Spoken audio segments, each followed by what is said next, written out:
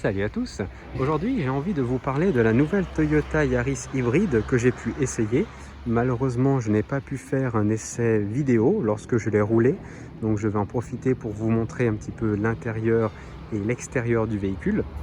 Donc il y a eu quand même beaucoup de changements, donc on est vraiment sur un nouveau modèle de toute façon, une nouvelle génération qui est vraiment très jolie en termes d'esthétisme à l'extérieur. C'est une voiture qui est vraiment, que je trouve à mon avis, qui est vraiment très belle, avec des jolies jantes. Cette voiture, elle est quand même, il faut le dire, plutôt bien équipée, et on va le voir après par rapport aux options en fait qu'elle présente. J'ai été vraiment très agréablement surpris de cette voiture par son confort.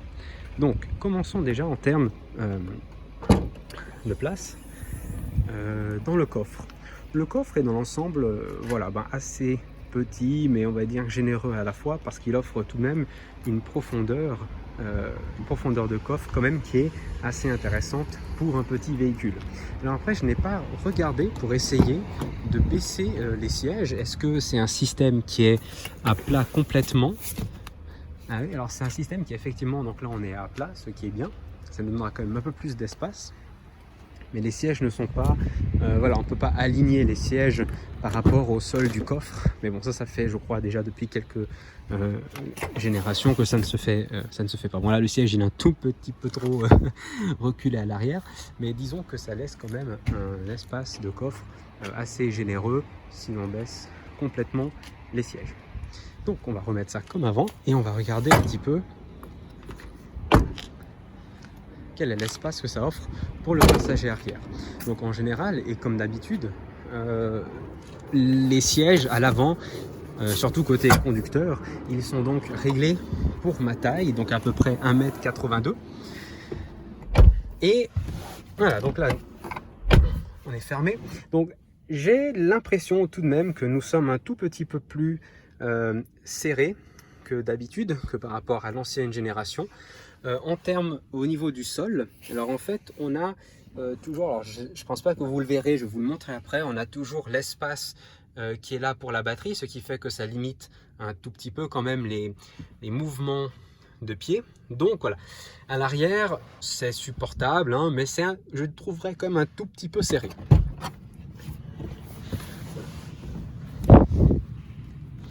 Après, en termes de finition, donc qu'est-ce qu'on a? Eh ben, on a du plastique dur, on a une sorte de plastique ici avec un petit comme tissu, ce qui fait que c'est tout de même quand même agréable au toucher, sans plus mais agréable. On a le porte-gobelet par ici et puis on a de nouveau du plastique dur.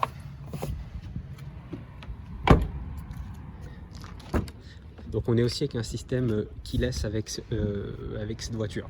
Donc on a encore une fois, de toute façon on a la même chose qu'à l'arrière, on a encore une fois du plastique dur avec cette espèce de tissu, du plastique dur. On a un élément supplémentaire de plastique, de couleur un peu un peu argenté, et puis les différents donc boutons de contrôle qu'on a ici. En termes de siège à l'avant, on se retrouve ici avec du cuir, donc là les sièges sont complètement en cuir, ce qui n'était, il me semble, pas possible avec la génération précédente où c'était un mélange tissu-cuir. Et puis les sièges sont quand même vraiment très confortables. Un effort a été fait au niveau des sièges, je les trouve à l'avant plus confortables que sur la génération précédente, et on a ici quand même une bonne tenue au niveau du dos et puis aussi au niveau des fesses. Je trouve que c'est une voiture qui est quand même assez confortable en termes de siège. Donc voilà l'intérieur donc de la nouvelle voiture. Moi je la trouve encore une fois, j'ai envie de dire un peu comme l'ancienne, que ce soit aussi bien à l'intérieur à l'extérieur, assez originale de par les formes qu'elle a. On va retrouver en fait ici une sorte de cuir, du cuir ici, du plastique au fond. Ici on aura du plastique dont les motifs en fait ressemblent à celui-ci. Et on aura ici voilà d'autres éléments plastiques qu'on va avoir pour la gestion de la climatisation. On va avoir un système de chargement sans fil par ici qui va être activable par ce petit bouton on-off, ce qui est très bien pour éviter que si jamais on pose un porte-monnaie que ça le démagnétise peut-être certaines cartes. Et voilà, ici on a donc les autres éléments de la console et on a la coudoir. Alors en fait, je vais vous parler des nouveautés parce qu'en fait, il y a beaucoup de choses qui sont nouvelles sur ce véhicule que j'apprécie vraiment grandement. Alors, on va essayer de faire les choses dans l'ordre parce qu'en fait, il y a beaucoup de choses. Déjà, pour la climatisation, on a la fonction Fast Eco qui est apparue. Pour les sièges chauffants, on a la possibilité d'avoir deux positions, high ou low, ce qui avant n'était pas possible. On n'avait qu'une fonction high, un peu automatique. On a le chargement sans fil avec le bouton on-off. On a également le port USB ici qui doit être pour le chargement et les données de la musique. Et on a ici normalement une prise allume-cigare, ce qui est vraiment super lorsqu'on a une glacière électrique. Au niveau du système du boîtier de vitesse, alors en fait il n'y a pas de gros changements, on reste sur une sorte ici de cuir avec toujours le même mécanisme, il n'y a pas de changement, avec les boutons ici qui sont, enfin plutôt l'écran qui est rétro-éclairé comme d'habitude, on a le P qui est d'une certaine couleur, le R, etc. Ici, la nouveauté qu'on va retrouver dans ce véhicule, alors il y a deux fonctions qui sont nouvelles, on a le Drive Mode qui est enfin apparu, qui permet de passer en trois modes. On a le mode Eco, le mode normal et le mode Power. Donc on a trois modes qui ont apparu sur un nouvel Yaris, ce qui est super. On a le bouton Auto Hold qui est aussi venu pour le frein à main lorsqu'on est, enfin pour le maintien des freins à l'arrière lorsqu'on en est à l'arrêt dans les feux rouges. Ce que je n'ai pas compris, c'est qu'apparemment à chaque redémarrage de la voiture, ça se désactive et vous devez le réactiver manuellement. C'est ce que j'ai remarqué. Peut-être qu'il y a autre chose à régler. Ensuite, en termes d'accoudoir. Alors déjà, les espaces pour les rangements ici, ils ont changé. Donc, ils ont migré finalement de l'avant du véhicule vers le milieu, ce qui n'est pas plus mal non plus. Et ils ont l'air peut-être d'être un peu plus spacieux. Alors, j'ai pas ma bouteille jaune pour tester, malheureusement, parce que ça rentrait pas en fait dans l'ancienne Toyota. Donc, j'ai peut-être un doute, mais c'est pas grave. Ici, on tombe enfin sur un véritable accoudoir central et non plus un accoudoir qui est relié uniquement au siège conducteur, que l'on peut donc, on peut mettre des choses ici et on peut donc juste lever comme ça. Je suis pas très sûr à quoi ça sert, sauf si on a peut-être une très très grosse bouteille qui empêche de refermer. Voilà. En termes d'espace de rangement, on a également par là-bas quelque chose d'assez profond. On va peut-être plutôt le voir de ce côté-là si j'y arrive. Voilà, ici on a également un espace de rangement et puis nous avons ici également un espace de rangement qui est là et qui est là. C'est des espaces qui sont, je trouve, quand même beaucoup plus pratiques que l'ancien véhicule où on avait à gauche par ici un petit espace de rangement, mais on n'y mettait pas vraiment grand chose non plus. Donc voilà, vous voyez également les nouvelles bouches d'aération qui sont un style complètement différent que l'on peut donc régler de cette manière pour ouvrir, fermer et diriger. C'est pareil de l'autre côté. Et il y en a, il me semble pas à l'arrière, hein, j'en ai pas vu. Et puis voilà, qu'est-ce qu'il y a de nouveau de visible? Donc là, on est sur un écran qui est similaire par rapport aux nouvelles Toyota et notamment par rapport à la CHR. Donc ils ont repris cet écran. Et ici, nous avons donc le nouvel écran qui apparaît, qui n'est pas en mode, qui est tout numérisé. On est en complètement numérique, c'est sur ce véhicule, mais on n'est pas sur du virtual cockpit, disons. Et là, nous avons donc, en allant très très loin avec la caméra, nous avons donc le nouveau style de volant, hein, avec ici le petit airbag qui est rond et plein de boutons. Il y a pas mal de fonctionnalités, c'est assez intéressant. Alors déjà, parlons du confort du volant. Ici, nous sommes sur un volant en cuir qui est très confortable au toucher et qui est également, attention messieurs dames, qui est également chauffé si on a envie. Donc en général, ça va chauffer certaines parties du volant uniquement. Et puis on a toujours, là, les feux automatiques et puis le réglage de l'assiette des feux. Donc de retour sur le volant. Donc vous avez ici la possibilité de régler, parce qu'il y a comme une grosse nouveauté, c'est l'apparition du régulateur de vitesse adaptatif avec différents niveaux de proximité que l'on peut régler. On a le LTA, je crois que c'est en français qu'il appelle, pour, comment ça s'appelle déjà, l'assistance, vous savez, de ligne. Donc non seulement ça permet de vous émettre un signal sonore, il y a également un effet visuel et il y a la nouveauté, la possibilité que la voiture se recentre automatiquement si jamais vous dépassez les lignes. Il y a un régulateur, alors pardon, excusez-moi, celui-là je crois que c'est un, j'ai pas pu le tester correctement, je crois que celui-là c'est un limiteur de vitesse et celui c'est pour enclencher celui-là du haut, donc l'adaptateur de vitesse. Ensuite après ça on peut régler la vitesse, faire cancel, changer de mode pour la radio je crois. Et puis ici, on peut donc, attendez, je ne trouve pas, voilà, répondre au téléphone ou raccrocher, marche arrière et naviguer dans les différents menus et activer les commandes vocales. Donc en fait, voilà surtout les quelques nouveautés que l'on peut avoir. Et puis là, on a également, comme d'habitude, le rétro avec la fonctionnalité de réduire l'éblouissement des autres véhicules. Et on a par ici, voilà, l'éclairage de toit. Que l'on peut activer, que ça, bon, on n'est toujours pas en LED, hein, on est toujours en système, les vieilles ampoules. Et maintenant, je vais vous la démarrer. Alors attendez, je ne vous ai pas présenté ça. Alors rien de spécial, on a toujours les feux automatiques. Et puis, on a aussi, attendez, hop, on a aussi donc les essuie-glaces automatiques si on a envie. Maintenant, je vous propose au moins de la démarrer pour vous montrer les nouveaux menus. Alors attendez, hop, le bouton, il est par là pour démarrer.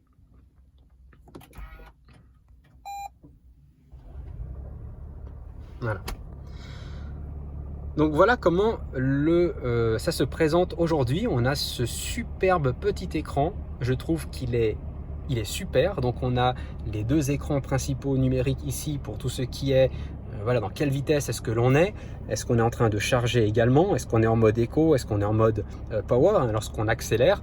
On a ici pour tout ce qui est donc réservoir et tout ce qui est réservoir d'essence donc et tout ce qui est donc de température du liquide de refroidissement. En général, c'est ce qu'on affiche sur les Yaris. Il n'y a pas la notion de température d'huile. Donc maintenant, à l'intérieur du menu tête, j'avais envie quand même de vous présenter les différents menus parce que je les trouve super. Je les trouve super, ça n'a rien à voir avec le véhicule précédent. Donc on a le premier qui nous permet d'avoir une zone, de voir un peu comment est-ce qu'on conduit de manière économique sur la voiture. On a également l'heure, on a le maintien de voie qui nous indique et on a le fait qu'on a activé le maintien vous savez, la fonctionnalité de maintien de voie ou d'alerting et on a les panneaux de km/h. Et attention messieurs dames, j'en permets pour vous présenter si ça marche l'affichage tête haute qui est enfin apparu sur la Toyota Yaris qui est juste magnifique. Vous allez pouvoir retrouver également le maintien de voie, vos tours minutes. Et puis d'ailleurs, attendez, c'est les tours minutes ou pas? Parce que j'ai pas fait attention en roulant, hein, parce que moi, je conduis une voiture avec des tours minutes moi, et ça je sais pas si c'est lié aux tours minutes. Si, c'est lié aux tours minutes, c'est excellent. Et on a la vitesse, et puis on a également les comment ça s'appelle déjà, les limitations de vitesse qui apparaissent, ou même si on sort de l'autoroute, ça affichera un panneau comme quoi on est sorti de l'autoroute. Donc vraiment tout ça c'est nouveau pour une Yaris et ça marche du tonnerre. Moi j'ai adoré conduire ça, c'est vraiment super. Donc après, en appuyant donc sur le bouton Drive, vous allez avoir Drive Mode. Attendez, voilà, vous avez par ici donc les modes qui apparaissent, le mode éco, le mode normal et le mode power où la voiture va être beaucoup plus sensible lorsqu'on va appuyer sur l'accélérateur. Et franchement, j'ai encore des choses à vous dire au sujet du moteur, c'est ouf. Franchement, c'est vraiment top. Alors attendez, je vais vous montrer les autres menus très rapidement. Donc on a le score économique qu'on a vu et puis on a les informations donc de consommation en litres au 100. Donc là on était sur le 4,7 en mixte parce que j'ai fait de la ville et de l'autoroute, ce qui est quand même pas si mal. Après on va changer de menu. Donc le changement de menu se fait donc par ce bouton ici, en haut et en bas. Et ensuite on peut appuyer si on va aller dans d'autres configurations. Donc là je descends, nous avons ici donc l'affichage qui va apparaître pour tout ce qui est vitesse et maintien de voie et également normalement aussi bien ici que à l'affichage tête haute les barres de distance que vous voulez avec le véhicule devant vous et l'affichage du véhicule devant vous. Ensuite à droite on a l'affichage du GPS lorsqu'il est configuré. Alors je ne sais pas qu'est-ce que ça donne exactement, est-ce que c'est que des lignes ou une mini carte? J'aurais tendance à dire qu'on reste sur des mini lignes et pas sur une carte, vu que là on a de l'affichage nord, est, etc. Je pense pas que ce soit quelque chose de cartographié en fait. On a on a le source, enfin on a le son qui est du JBL sur cette voiture. On a la distance après le départ avec le temps écoulé. On a l'affichage donc du niveau de batterie et de l'animation de la batterie, du système donc de charge, etc. On a la pression des pneus qui a fait son apparition avec un affichage en valeur cette fois-ci, vu qu'avant c'était simplement une alerte s'il y avait un problème de pression. Ici au moins ça vous indiquera quel est le pneu qui peut poser problème. Superbe, c'est super, il n'y a rien à dire. Après ça, nous avons ici le menu des paramètres. Donc si on veut régler, il faut appuyer sur OK longtemps, hein, si jamais. Moi j'appuyais vite fait mais ça change rien. Donc il faut appuyer longtemps et là on peut régler donc la luminosité de de l'affichage à l'intérieur. Ensuite après, qu'est-ce que nous avons? Nous avons donc le réglage du maintien de voix qui peut faire du maintien centre activé ou non, un avertissement sonore et la sensibilité, donc est-ce qu'elle veut nous avertir et nous rattraper plus rapidement. On a l'anti-collision, on a l'élément de l'angle mort qui est aussi venu, que vous pouvez voir juste par ici, qui a fait son apparition sur la voiture et qui marche quand même plutôt bien. On a les radars à l'avant et à l'arrière, et on a alors RCTA, je ne sais pas ce que c'est, réglage arrière je suppose pour les radars, le HUD, donc l'affichage tête haute qui est activé, la lecture des panneaux. Celui-là je ne sais plus exactement ce que c'est, il me semblait que c'était pour la reconnaissance de signalisation, mais là, là je confonds peut-être les deux autres. Et paramètres véhicule, alors là il n'y a pas grand chose normalement. Voilà, on rappelle les sièges arrière, je pense que c'est pour les, comment ça s'appelle déjà, les ceintures, le réglage pour faire un reset de la pression des pneus, un reset de l'entretien d'huile, etc. Et puis voilà, bon là ici il n'y a pas grand chose. Si vous appuyez longtemps sur là-dessus, vous allez avoir le réglage de la langue, des unités de mesure et est-ce que vous voulez le témoin EV ou pas qui s'affiche ici. C'est quelque chose qu'on pouvait faire également par contre sur le véhicule de génération précédente.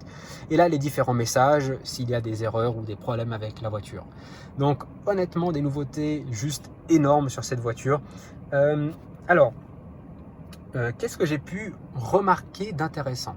Je ne vais pas vraiment aller sur le menu en fait de cette de ce système ici parce que on est en fait sur du classique qu'on va retrouver sur de la CHR. La navigation est quand même vachement plus réactive que sur l'ancienne génération. Là, on est vraiment honnêtement, ça rigole plus quoi. Ça rigole plus, on est vraiment sur quelque chose de sérieux. Cette voiture a tellement de changements par rapport à la génération précédente. Voilà, c'est vraiment impressionnant. Alors en termes de confort maintenant, qu'est-ce que j'ai pu remarquer sur la route en fait? Alors l'insonorisation de ce véhicule par rapport à la boîte CVT est bien supérieure qu'auparavant. Si vous restez dans la zone éco durant la conduite, vous entendez quasiment peu le moteur. Honnêtement, soyons francs, vous allez l'entendre, mais beaucoup moins que les générations précédentes avec les boîtes CVT. On est sur un confort bien supérieur. Vous allez surtout l'entendre si vous commencez à rentrer dans la zone Power. Lorsque vous rentrez dans la zone Power, donc pour avoir plus de puissance avec le véhicule, le son est un peu plus rauque, comme sur un petit véhicule sportif. C'est beaucoup plus agréable. On a une petite sensation de sportivité. Les suspensions, elles sont également vraiment très bien. On est sur de l'absorption de choc. Hein, donc lorsqu'on a des petits nids de poules dans la voiture, sur la route, un tout petit peu ferme, mais pas trop. Et puis lorsqu'il y a des gros mouvements d'amplitude, on est sur quelque chose de confortable. Au niveau du châssis, je trouve qu'on est quand même aussi mieux. J'ai l'impression qu'il y a un tout petit peu moins de sensation de roulis. On est beaucoup mieux tenu. On peut conduire ça comme une toute petite voiture sportive, ce qu'on ne pouvait pas faire avec la génération précédente. Moi, j'ai trouvé ça vraiment super. Niveau confort, le bruit par rapport à la boîte de CVT, on est bon. Le bruit par rapport à l'extérieur, on est bon également, parce qu'avant, c'était un tout petit peu moins bon dans la génération précédente. En termes de confort pour le conducteur et le passager, en termes de siège, en termes de place au niveau des jambes, on est bon. Et en termes de fonctionnalité et de confort à la conduite lorsque vous êtes sur l'autoroute, avec ces nouvelles fonctionnalités de sécurité et de confort qui ont apparu, on est bien, on est bien. Moi, je suis impressionné par cette nouvelle voiture. Elle est super. Je crois que j'ai à peu près tout dit. Je ne connais pas la puissance exacte de la voiture. Est-ce qu'elle gagne un tout petit peu en chevaux par rapport à la version précédente? Ça que je n'ai pas regardé parce que c'était un peu un essai vraiment improvisé de ce véhicule. Et honnêtement, ça n'a rien à voir. Ça n'a rien à voir. La voiture est vraiment très très bien réussie avec toutes ces fonctionnalités qu'on retrouve plus sur des véhicules haut de gamme qu'on retrouve maintenant dans la Yaris. Alors bien évidemment, ce sont des options qui ont un prix. mais on est vraiment bien. Je ne suis juste pas, moi de mon côté, alors ça c'est personnel, ce dont je ne suis pas fan par rapport à cette voiture, c'est la finition tout cuir. Pourquoi? Parce que, enfin surtout cuir blanc, parce qu'en général ça se salit comme assez vite et ça se voit.